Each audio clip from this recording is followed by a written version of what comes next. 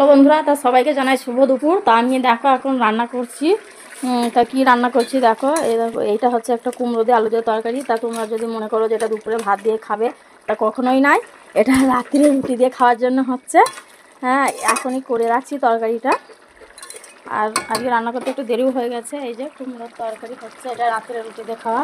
আর এখানে দেখো এই যে ভাত ফুটছে, ভাতে এই যে সিদ্ধ আছে, কী বলো তো এগুলো, বিন আছে, আলু আছে সিদ্ধ। আমার ছোটো ছেলে খুব খেতে ভালোবাসে, তার জন্য এটা একটা দেওয়া হয়েছে। আর এইখানে 4টে ডিম আছে, সেটাও রান্না করব। তাই দুপুরে তরকারিটা আগে করে সরিয়ে রাখবো, তারপরে এটা করব।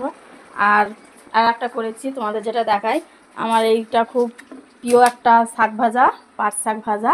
তা কে কে খাবে চলে আসো। পাট শাক ভাজা আছে। তা আজকে দুপুরের এই যে পাট শাক ভাজা আর এই ডিমটা একটা সিদ্ধ করে পেঁয়াজ দিয়ে আর যাই হোক একটা করবো।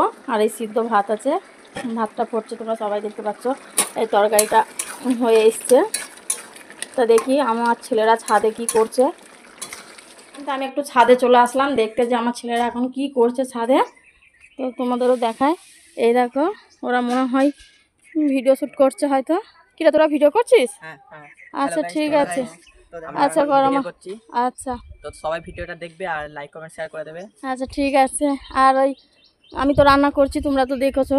আর এখানে আমার নাইটিটা নিতে চলে আসলাম, কারণ আমি স্নান করব। নাইটিটা নিয়ে, তো বন্ধুরা দেখো, এই দেখো আমার তরকারি পুরো রেডি হয়ে গেছে।